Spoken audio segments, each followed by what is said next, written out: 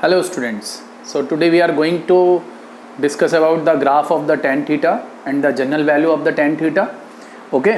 पिछली क्लासेस में हम लोगों ने साइन और कॉस का जनरलाइजेशन कर लिया, कुछ पर्टिकुलर एंगल देख लिए जैसे 37 डिग्री 53 डिग्री. ओके. आज हम लोग tan थीटा को प्रॉपरली कंप्लीट करेंगे और फिर ट्रिग्नोमेट्री का portion up to a certain limit हमारा क्या होगा, कंप्लीट हो जाएगा. बेसिक ट्रिग्नोमेट्री जो कि हमें फिजिक्स में काम आएगी. इसके बाद हम लोग चलेंगे बेसिक कोऑर्डिनेट पर. ओके. फिर बेसिक अलजेब्रा एंड देन फिर हम लोग स्टार्ट करेंगे वेक्टर्स. सो tan थीटा की बात करते हैं. हमने आपको लास्ट क्लास में ही बताया था कि जो tan थीटा है वो -∞ से +∞ के बीच में होता है. यहाँ इक्वलिटी लगाना सही नहीं है. tan theta tends to infinity कह सकते हैं. ओके. क्योंकि कोई भी वैल्यू इक्वल टू इन्फिनिटी नहीं लिखी जाती है, ऑलवेज टेंड्स टू इन्फिनिटी, क्योंकि infinity is the symbol only. Okay, not the value. सो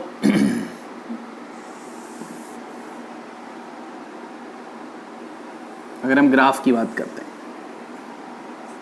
थोड़ा अलग तरह का ग्राफ आता है tan थीटा का. ये 0 सपोज कर लो, ये 90 है. ओके. ये 3π/2 है. ये बीच में कहीं 180 होगा. ठीक है. ओके. जो tan का ग्राफ आता है कुछ ऐसा आता है.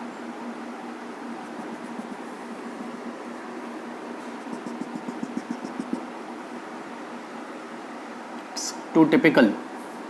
ये जो वैल्यू जा रही है ये ऊपर की तरफ जा रही है. ऊपर जा रही है, इट मीन्स टू से कहीं +∞ जा रही है. और ये नीचे की तरफ किधर जा रही है, -∞. जैसे 90 है उधर, तो ये क्या होगा, -90 डिग्री. ठीक है. ये मैं सपोर्टिंग लाइन ले रहा हूँ. This is not the part of the graph. ये जो लाइन है ये है ग्राफ. ये tan थीटा का ग्राफ जा रहा है और इधर की तरफ ऐसे. अगर देखें तो ये इस पर क्या हो रहा है, इस वैल्यू पर +∞ को ट्रेंड कर रहा है. ठीक है ना. ओके. बिल्कुल आगे ऐसे ही देखना चाहें अगर हम, तो फिर से 180 पर 0 होगा. सेम ऐसा ही कर्व जैसा कि ये था.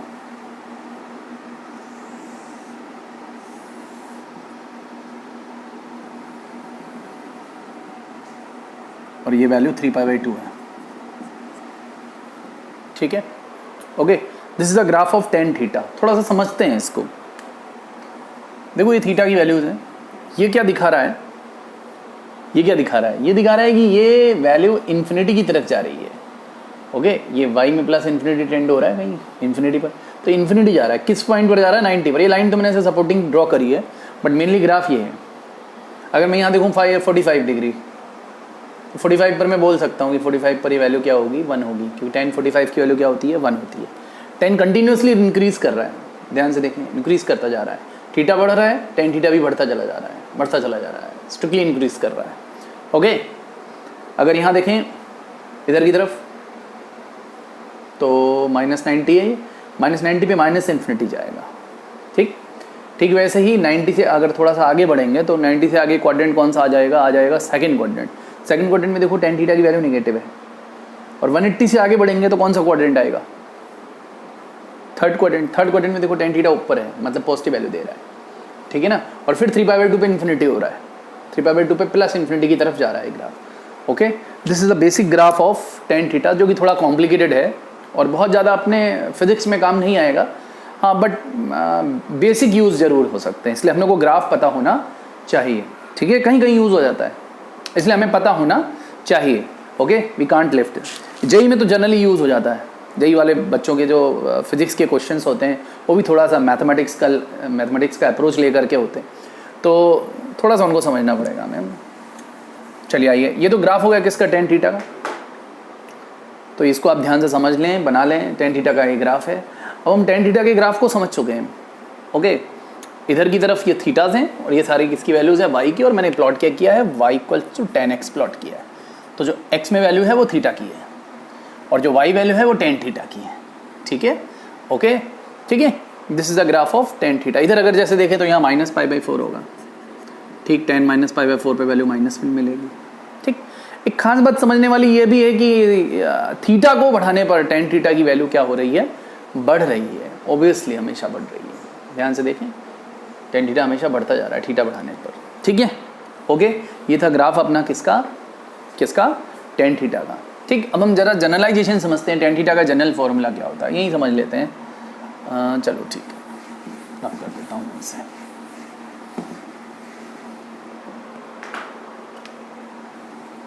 जैसे मान लो अपने पास वैल्यू आएगी tan theta equals to tan alpha type की, फिर मैं तीनों के जनरलाइजेशन एक साथ लिखूंगा, पहले one by one tan theta का समझते हैं। तो थीटा का जनरल सोल्यूशन होता है एन पाई,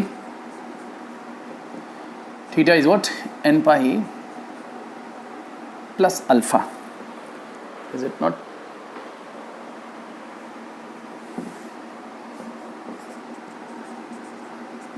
प्लस अल्फा, ये जनरल सोल्यूशन है किसका? ये जनरल सोल्यूशन है tan theta equals to tan alpha का। जैसे मान लो हम कोई क्वेश्चन ले लेते हैं, जैसे सपोज हमने क्वेश्चन ले लिया टेन थीटा इक्वल्स टू 1, अब हमें इसे जनरलाइज करना है। जनरल सोल्यूशन का मतलब होता है कि n के टर्म में हम वैल्यू को लिखें और साथ में मेंशन कर दें n बिलोंग्स टू इंटीजर।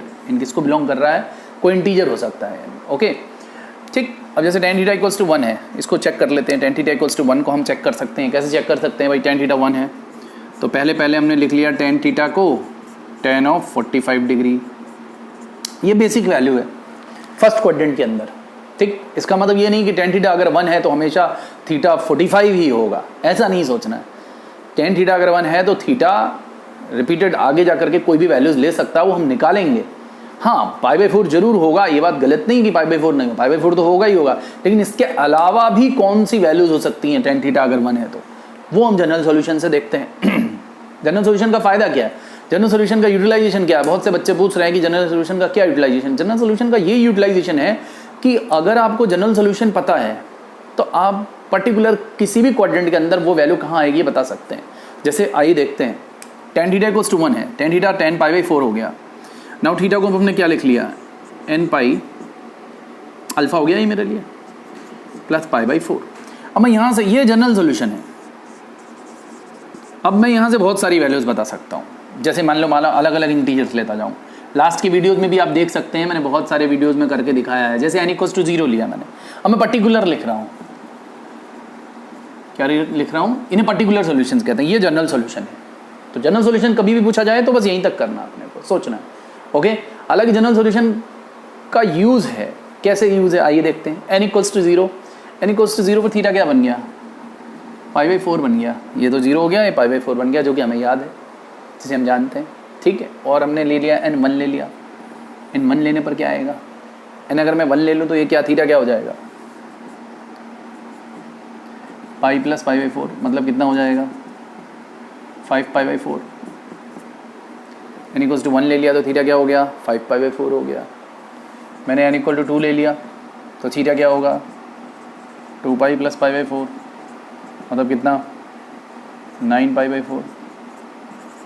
फिर मैंने n इक्वल टू 3 ले लिया, n इक्वल टू 4 ले लिया। इस तरह से बहुत सारी वैल्यूज, मतलब कहने का ये है कि थीटा टेन थीटा अगर 1 है तो इसका मतलब सिर्फ यही नहीं कि थीटा पाई बाई 4 होगा, इसका मतलब ये भी हो सकता है थीटा 5 पाई बाई 4। दोनों में फर्क क्या है? ये फर्स्ट क्वाड्रेंट का है और 5 पाई बाई 4 आपका किस क्वाड्रेंट का है? आप खुद से सोचो।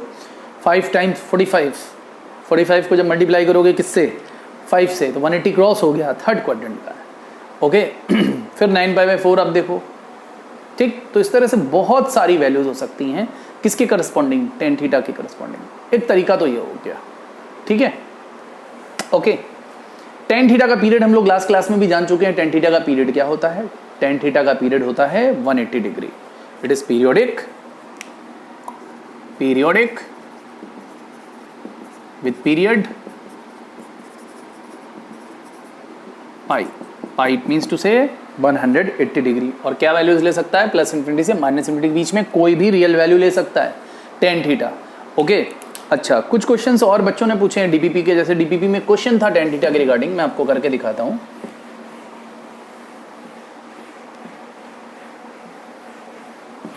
देखें, ओके, एक क्वेश्चन था डीपीपी का, question number DPP number 7 question number 9, tan two theta 1 दिया था उसमें।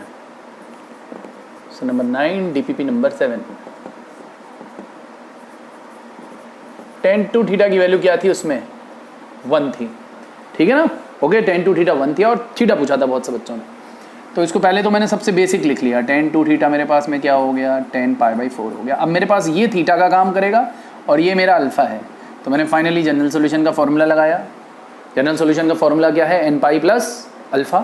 तो मैंने लिखा 2 theta equals to what, n pi plus alpha कितना, प्लस का π/4। तो यहाँ से मेरे पास थीटा क्या आया, n π/2 प्लस π/8। अब मैं चेक करना चाहूँ कि क्या ये सही है।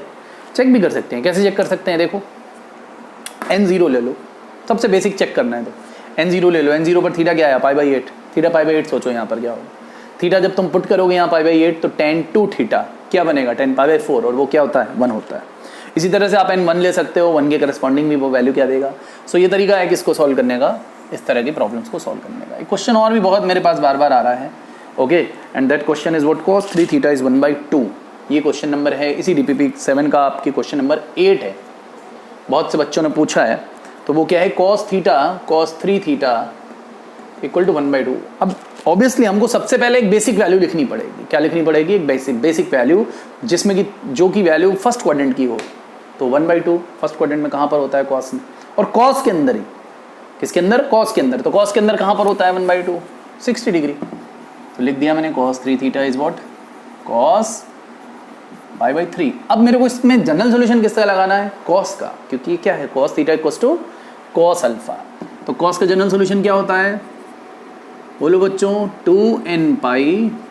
तो ये तो थीटा का रोल करेगा, ये अल्फा का, 3 theta equals 2n pi plus minus alpha कितना, π/3। नाउ थीटा क्या आ गया मेरे पास में, 2n π/3 plus minus π/9। This is the correct answer of this problem, ठीक है ना, ओके। अच्छा, ये तो इसकी बात हो गई, ठीक। और एक क्वेश्चन देख लेते हैं। ये क्वेश्चंस आपकी DPP के हैं, DPP नंबर 7 के। ये भी DPP 7 का ही क्वेश्चन है और ये भी DPP 7 का क्वेश्चन है, ओके। आइए एक और क्वेश्चन देख लेते हैं।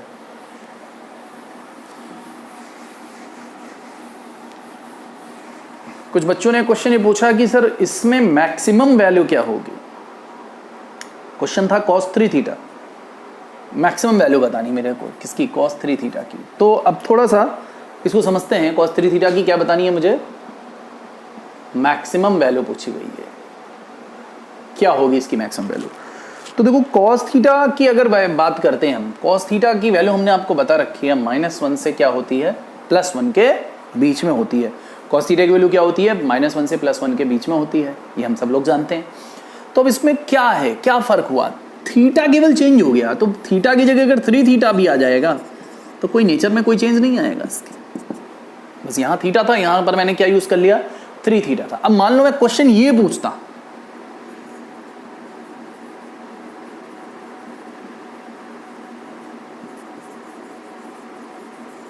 थ्री cos थीटा, तो आप कंफ्यूज हो जाते हैं, सर 3 cos थीटा भी क्या बनाएगा, नहीं, ये अलग है, ये 3 मल्टीपल ऑफ cos थीटा है, और ये cos में एंगल ही 3 थीटा है।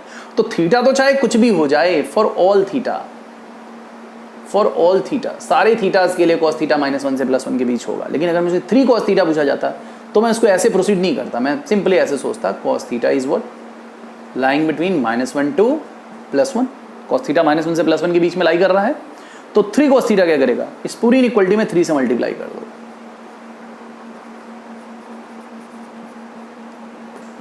तो इसकी मैक्सिमम वैल्यू क्या आ गई, 3 आ गई, और मिनिमम क्या आ गई, -3 आ गई, ओके।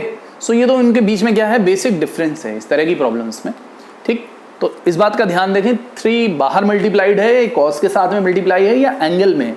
तो एंगल में अगर है तब तो फिर for all the angles same value ही रहती है, ओके। लेकिन हाँ, अगर मैं उस फैक्टर में ही मल्टीप्लाई कोई पर्टिकुलरली कोई वैल्यू मल्टीप्लाई कर दे, मान लो किसी क्वेश्चन के बीच में कहीं आ गया 3 cos थीटा, और उसके आपको मैक्सिमम वैल्यू लेकर के क्वेश्चन को सॉल्व करना है, तो आपको ध्यान रखना पड़ेगा 3 cos थीटा की maximum value 3 -3 minimum, okay. And इसी के अगर cos 3 थीटा होता तो उसमें तो एंगल का चेंज है केवल, उससे कोई फर्क पड़ने वाला नहीं है। cos थीटा हमेशा -1 से +1 के बीच में होता है, ओके, हमेशा -1 से +1 के बीच में होता है, भले कोई भी थीटा हो, ओके। तो ये इसी तरह से जैसे हम ग्राफ भी बनाते हैं, अगर इस तरह की 3 cos थीटा का ग्राफ बनाना है तो क्या करेंगे, हम उसको ट्रांसलेट कर देंगे, 3 टाइम ट्रांसलेट कर देंगे। जैसे cos थीटा -1 से +1 है, तो 3 cos थीटा -3 से +3 है। तो जो y एक्सिस पर हम पॉइंट्स लेंगे वो +3 और -3 ले लेंगे, बजाय कि +1 और -1, जैसे cos थीटा का जब ग्राफ बनाया था तो y पर +1 और -1 के बीच में बनाया था। ठीक उसी तरह अगर 3 cos थीटा हो या 2 cos थीटा हो तो उसको उतने टाइम ही क्या कर देंगे, हम ट्रांसलेट कर देंगे। ठीक है ना, ओके। चलिए इसके आगे नेक्स्ट क्लास में।